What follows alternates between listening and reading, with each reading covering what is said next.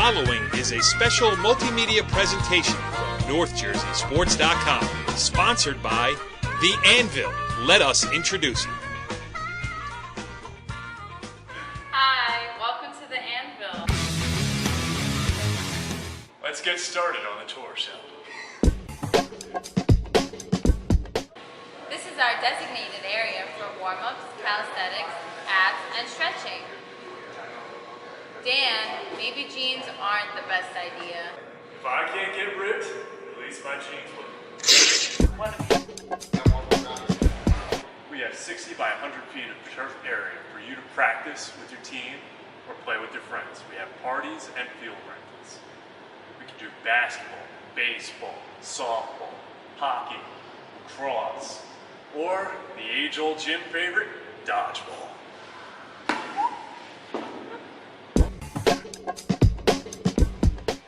Here at The Anvil, we like to cater to all of our clients, even those who are not currently working out, especially the moms.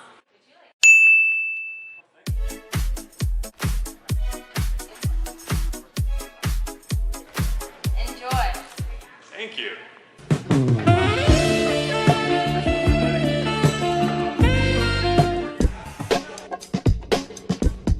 Here at The Anvil, we have the sleds to help you shred.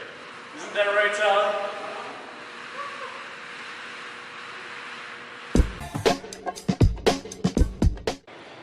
Here at The Anvil, we make dreams come true.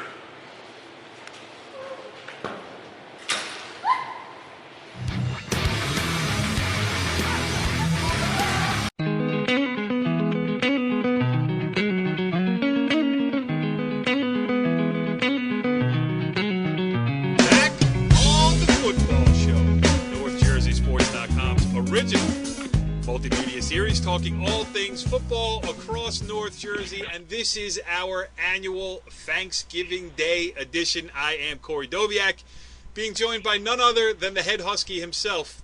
He is Brian Carr. What's going on, Brian? It's a great time of year, a lot to be thankful for, and we have a great guest from Husky Land here, so it'd be good to talk to Kevin here on the line. Yes, the Kevin that Brian Carr speaks of is Kevin McMullan, a 1985 graduate of Dumont High School. And, well, let's talk to him first, and then we're going to get into why he's here and what he's doing now. We got a bunch of things to talk about with Coach McMullan. Coach, thanks for joining us here on the football show. Man, thank you for having me. What a great time of the year to talk football. You know, it's think about those Thanksgiving rivalries. I know that's part of your broadcast tonight, but that is you get chill bumps when you think about all those games way back in the day. I'm thankful that you guys would consider talking to me, and hopefully I can share some stuff with the listeners that hopefully bring some good memories back to them, some good feelings and emotion. Now, we're really excited about this because just talking to you before we came on the air here, I mean, we got a lot of things to touch on. And let's give a little bit of the resume. Brian, you did all the backstory and the research. Why don't you talk about Coach McMullan's, bona fides here, and his Dumont roots run deep. Right, well, we have to thank a Dumont captain from the football team who was on this show last year, John McCann, Kevin's friend with John's brother, Michael. Mr. McCann was able to share some information. I would need to save me some time to research it. But we found out Kevin's a three-sport All-Bergen honoree in football. He was a linebacker, a punter. I also heard, too, he filled in a quarterback in the state championship game, which Dumont won that year, 1984. Kevin also a wrestling champion in Region 1, heavyweight. A very good job, and I don't know if you remember Mike Vici. I think 1984, Mike Vici was a regional champ for Dumont as well. And also Kevin, very well known for baseball, and on the baseball team in Dumont was All-Bergen here as well. Then went on, and you could talk about it more, Kevin, later. We talked about going on to college and All-America out there, catcher and a football player, 6 championships out there.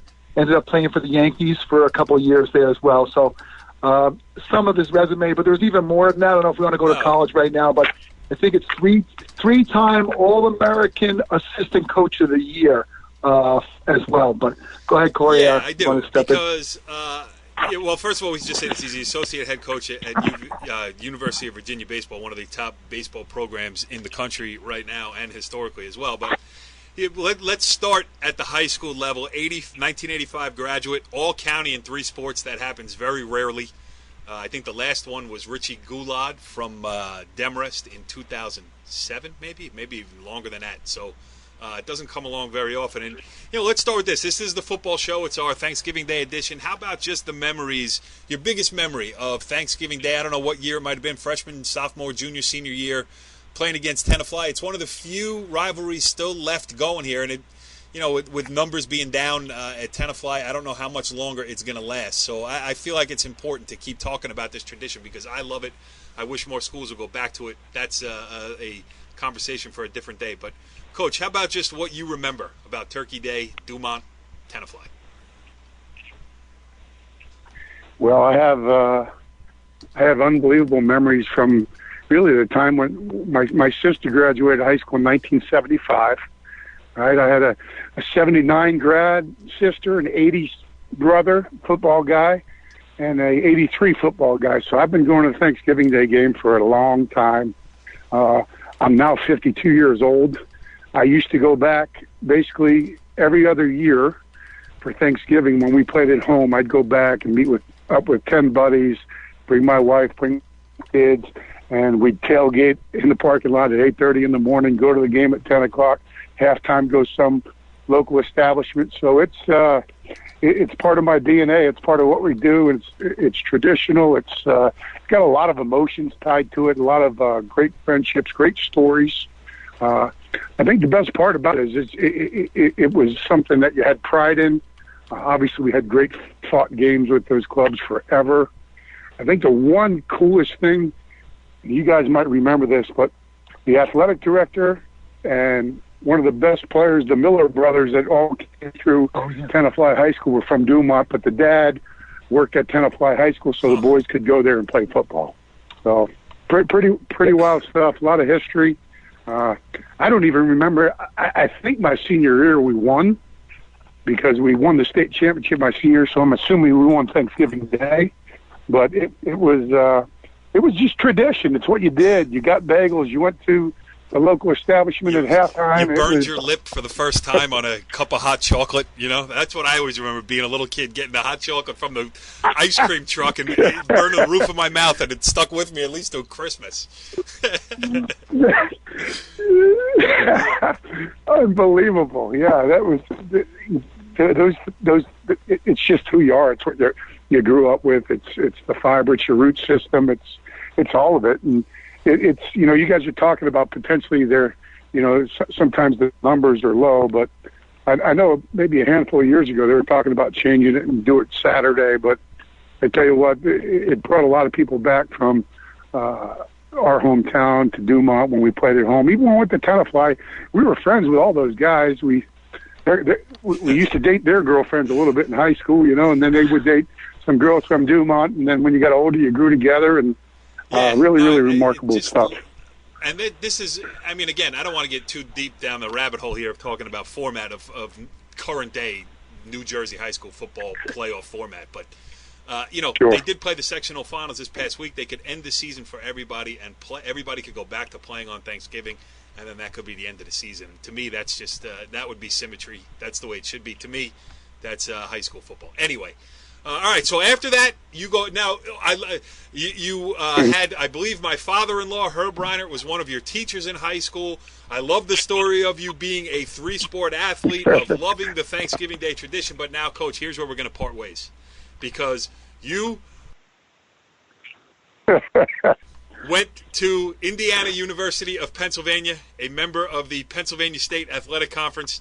I am an East Stroudsburg University guy, so Brian, I'm gonna hand it over to you because IUP beats East Stroudsburg in everything. IUP is the dominant PSAC sports program here, at least in the last 25 years that I've been paying attention. So, Brian, why don't you give him a question? I'm going to sit here and cool off. Oh, yeah.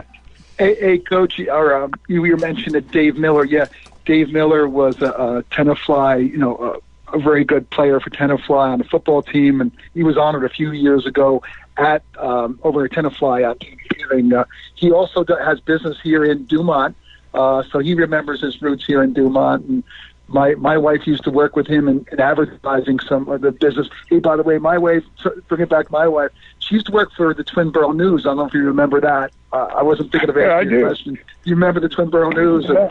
Yeah, that was. I do. The paper that covered Dumont, Bergenfield, and New Milford. So I was a local thing here. Hey, Corey mentioned Herb Reiner. Why don't you talk about and tell us some of the teachers and coaches and potential mentors you had growing up here in Dumont? You remember any of those guys?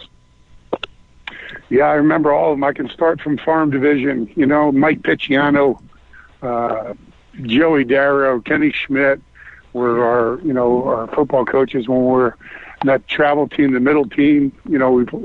Danny, Mr. Best, Pat Best were coaches of mine when I was playing for the Red recreation team, and Little League coaches, Eddie Geipel. I mean, those guys, I've been in this coaching for, over 25 years now, and I'm basically trying to share forward what those guys all gave me. They gave me, a different perspective.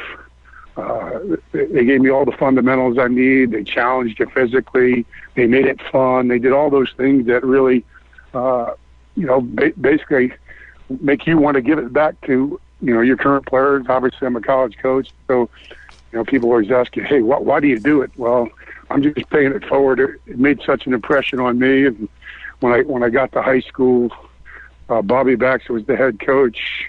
I remember my freshman year, they had some new guy, Teddy Hoffman, and he came with what we call the spread offense now, and we'd throw the ball 40 times a game, and then got to the varsity level. Carl Von Tobel was our defensive coordinator.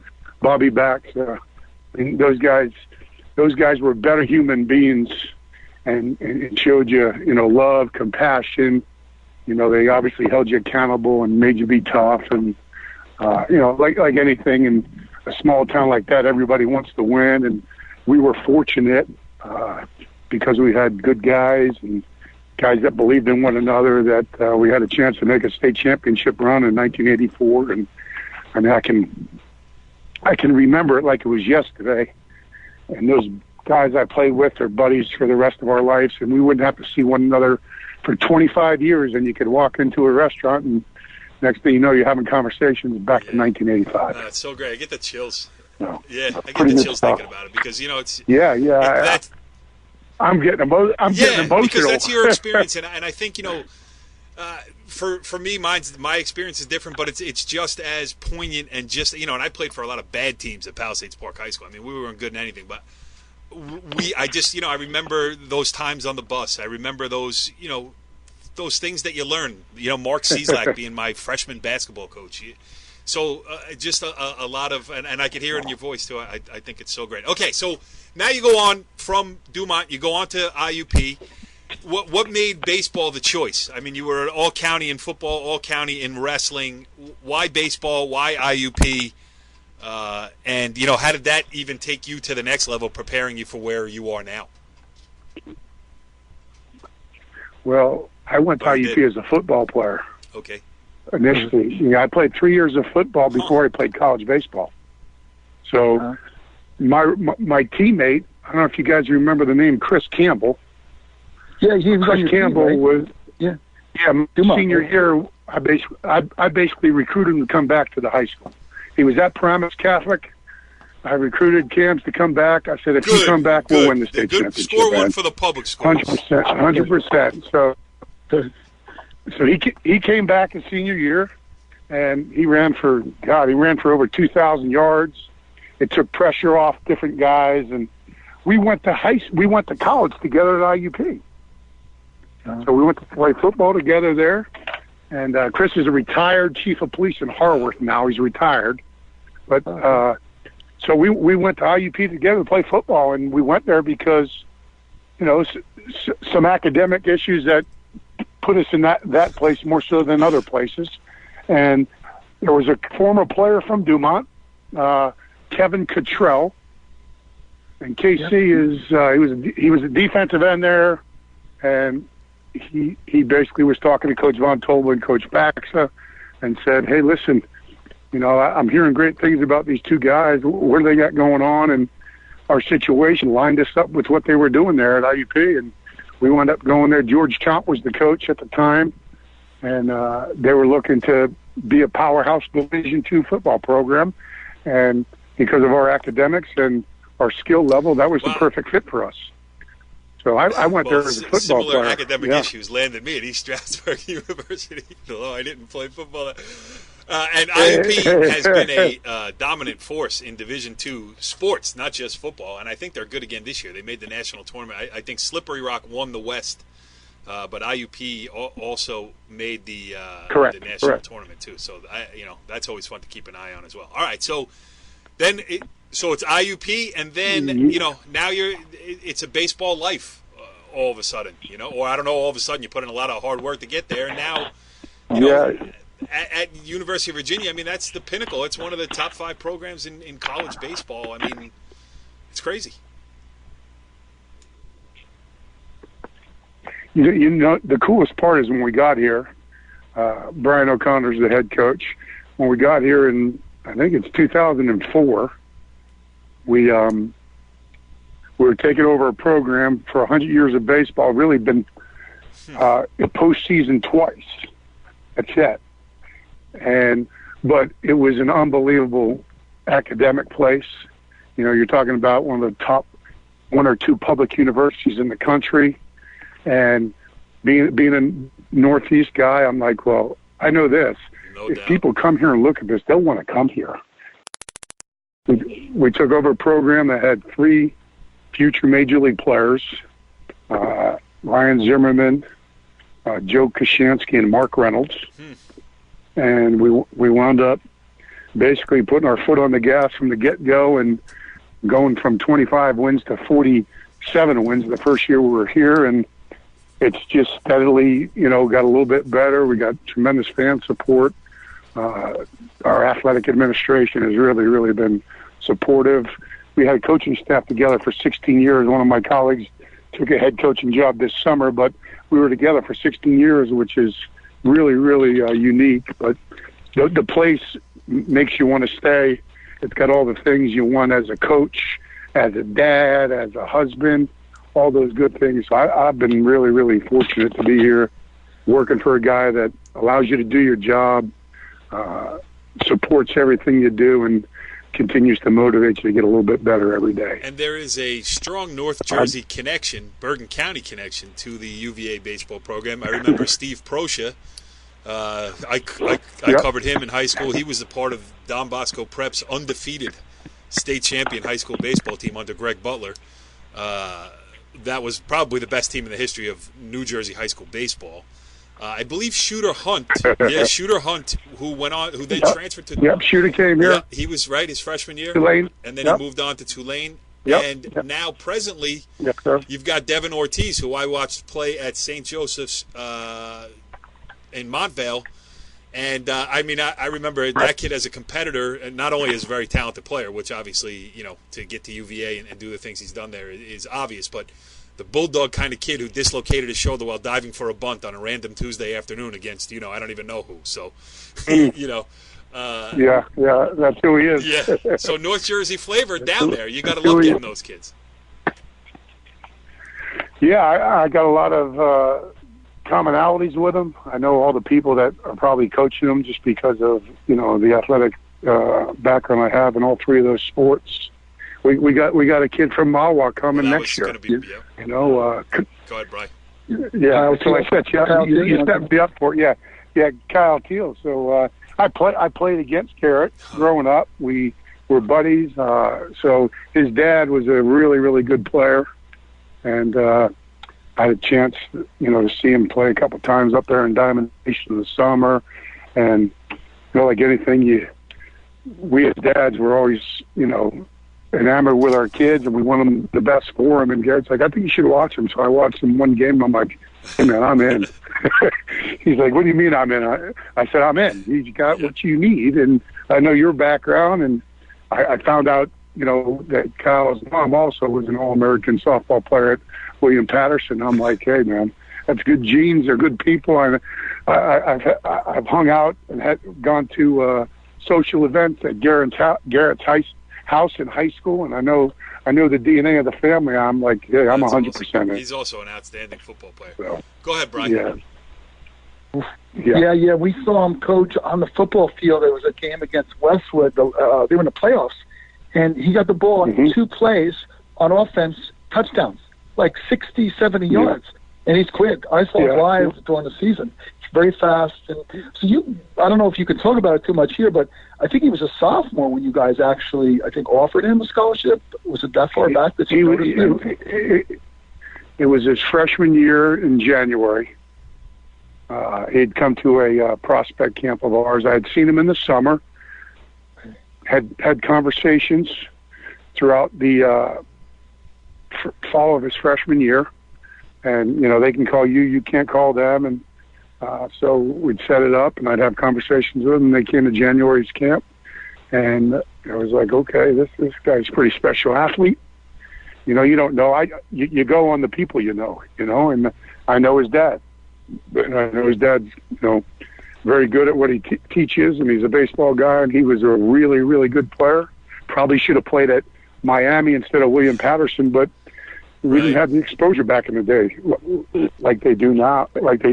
So I think, once I knew who the people were and got a chance to evaluate him as a player and check out his skill package, I'm like, this guy's going to fit at our place. Go ahead, bro. Hey, talk about good Dumont baseball players. John DiGirolamo, right? John, he's a police officer in town. He went over to William I know Patterson, and they were national championships at William Patterson in baseball. Yep, I know Johnny D very well. Dominic, his brother, and Anthony, his brother, I played with. And his older brother, Dominic, might have been the best Little League baseball player I ever watched. I don't know. He was. Maki Takahashi was pretty good for Powell Park in 1984. Go ahead. Hey, in that family, too, a lot of DiGirolamos. There's a DiGirolamo right now, Steven DiGirolamo, who plays for William Patterson now. He led the team in everything, all his stats last year as a sophomore. Steven DiGirolamo. So that DiGirolamo family, there's a lot of baseball players there. And I think there's one coach one of the things under Tim Byron from Chris, Chris. Right. Chris is Nicky's brother. Chris and Nick are Michael's sons. And Chris. Chris used to coach at Dumont. Now he's up at Old Japan under Timmy Byron up there. Timmy Byron. I know Timmy Byron, by the way. Yeah. Oh, I know Timmy very well. Yeah, I coached at St. John's with Eddie Blankmeyer and Timmy Byron and those guys at Seton Hall. There's a lot of lineage there as well, and I know all those guys. Those guys are great people. Coach, they're Bergen County guys for sure. My daughter, who is now a junior at the University of Vermont, but in high school, I wanted to expose her to some things, Okay. And so I asked my friend Tim Byron, hey, can I taught my daughter from a young age how to keep a scorebook. So I said to Tim, I got your scorekeeper for 4 years. So she spent 4 years in Tim Byron's dugout, and he gave her an education in baseball and many other things. He taught her many colorful terms and everything else. And by her senior year, she was his go-to yell. He didn't want to yell at his players, embarrass them on the field, so he would just scream to her at the book. My daughter's name is Sage. So if the third baseman dropped the pop-up, he would yell, "That's an error, Sage."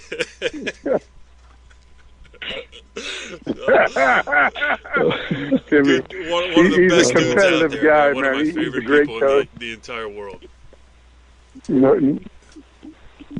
Hey, Coach, talking about high school kids, what would you recommend? How do they get prepared for the next level? These kids nowadays, they're all looking about scholarships. Everybody's scholarship. We hear that in football a lot. Everybody's worried about their scholarship. What do you think the kids need to do? I know one of the things I was reading in an article from a few years ago doing my homework, and they talk about what you said.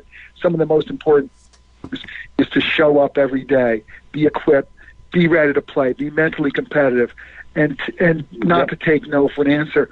What do you think? What's some of your words of wisdom for these high school kids today? Yeah, I got a high school son who's a freshman in high school. I got a daughter that's a sophomore. I have one that just graduated high school. That's a first-year student here at UVA. So I do think you got to show up every day. There's so many distractions for young people nowadays with all the social media stuff, all the different things that can take you away from. If you want to be an athlete, it's really simple. You got to work at your craft, and you got to do it on a daily basis. You know, it's you can be the outlier and maybe have unbelievable skill and get those opportunities, but at some point, you're going to have to be able to show up every day with the right mindset, the right attitude, and then obviously be equipped to compete every day, just like the real world. You know, we all got different jobs and different levels and different styles or different jobs, but you got to show up and you got to do it every day. And you know, we're really good at brushing our teeth, tying our shoes, and there's no reason. The reason why is we do it every day. And I think if you have that mentality, and you want to be great at something or be the best you can be, then you got to show up every day and do it. You know, it's pretty simple. Yeah, it is simple. It is simple, Yeah. but it seems simple. But you know, I just put myself in you know, thinking back to when I was a 17, 18-year-old kid. I was not focused. I was not equipped to handle that kind of thing. And you know, and that's why that's why the great athlete who's also the great student sticks out like a sore thumb, because you know, you think about the discipline that it takes now, and especially I think it's harder now because of the microscope, because of the social media. And granted, you know, part of the problem is they're doing it to themselves. They're putting themselves out there. But, you know, everybody's doing it. Yeah. And it's really, you know, you can't make a mistake. I remember, and this one stuck out to me. I remember seeing on Twitter, I was looking through, and it just hit me wrong, where somebody said, you know, it was one of these scouting guys who was giving tips to kids, and it's like, you know, parents, don't bring water to your kid in the dugout. You know, coaches might not like that, you know, because obviously the kid didn't bring his own water, and you know, the parent doesn't bring. And I never comment on things like that, but that one struck me wrong, and I said, or if the coach is that much of a jerk that he doesn't want you bringing water to the dugout, go find a different coach, you know. So. I just feel like there's so much more pressure on these kids, and do this, don't do that, don't do this. So the kids who handle it gracefully and do it right in today's day and age, I think really, and you got a bunch of them there down, I know you do at UVA. Those are the ones that, you know, they're the best of the best, and not just sports-wise, but, you know, personality traits and all those other things too. They're competitors. It is a difficult time for, I mean, like I said, we're recruiting freshmen in high school. I mean, it's more challenging for the parents than it is for the kids, and we want the best for our kids, right? And if you haven't been through it as a player to help your kid, you're relying on everybody else because you don't have that experience, and you don't know until you know, right? So I think it's a challenging time for the kids and the parents. I think it's some of the stuff we do from the earliness will probably make changes. We're talking about it from our college baseball organization. We're trying to slow it down a little bit so they can enjoy themselves, for not have pressure. They haven't gone to the junior prom yet, and they're committing to come to the University of Virginia. It's a little bit silly, these guys who graduate early. You haven't driven a car yet, but you're going to college. Kids who graduate early, they miss their, you know, the last 6 months of high school so they can be at football practice for, you know. I think I'm glad. Go ahead. I'm sorry. Part of it is. I don't mean to. Part of it is it's what's normal now, right? It's the norm, and you know, we got a guy coming in January, a left-handed pitcher that committed to us last week, and you know, he's been a dominant top 5 pitcher in the country in his class. He's a 2020. He's coming in January, and we had nothing to do with it. They thought, you know, the agent said this would be a good move. This would be good direction. You could get 2 years under your belt and potentially, you know, be drafted at 20 years old instead of 21 years old. And there's a lot of pressure on these kids. There's a lot of information. Some of it works, and some of it, a high percentage of it usually doesn't. That is, you know what, and that's so true, because people get mesmerized by, you know, you're going to make this, you're going to make that, but people don't realize. Well, maybe they do. I don't know. They you know, and I guess when you're young, you just think you're Superman and you're going to beat all the odds and it's going to happen for you, and that's a great, you know, obviously attitude to have. But you know, I always say, like, you go to a like I do. Sure. I go to a lot of minor league baseball games. I drive around in the summer and pick out some minor league games and go to batting practice at a minor league game of a guy who's never going to make it to the pros, and just watch that guy take batting practice. You know what I mean? He hits 3 ropes over the right field fence, 3 ropes over the center field fence, 3 ropes over the left field fence, and that guy can't even get a sniff. You know? Yeah. So, he's stuck in A-ball. It's so hard, and plus, you bring in injuries, and your life has to go a certain way, and things have to break right. We have a kid here who grew up on my block, an Otapan graduate, Johnny O'Reilly, who made it to Double A, the highest level of Double A with the Pirates last season, and he's going back to turning him back into a starter. So he's got a real shot. He went to Rutgers. He left Rutgers, I think, as their all-time leading wins leader and stuff like that. But he's got a real shot, and it's been fun for me because I've known him since he was a little kid, and I've gotten to see this process up close. And man, it's hard, Coach. Oh man, we've had some guys leave Virginia that made it to the big leagues, and there's 2 reasons they make it. They're really, really gifted, or their timing was right in the right place at the right moment. And the gifted ones, the outliers, are going to get there, but the other guys, it's got to be timing. It's got to be the right mix. It's got to be the right organization. There's a lot of stuff. I mean, we had a kid here that was going to the big leagues on September 1st with the Baltimore Orioles, and August 28th, he got hit by a fastball in Double A, and boom, he never got to the big leagues. He was supposed to be called up in September, and he was a tweener. He was a middle infielder, and they had a guy with a hamstring issue, and they were trying to figure out if they're going to put him on the DL. They tell him, hey, you're going as soon as the rosters expand. And boom, August 28th, he gets hit with a fastball on the wrist, and he never gets there.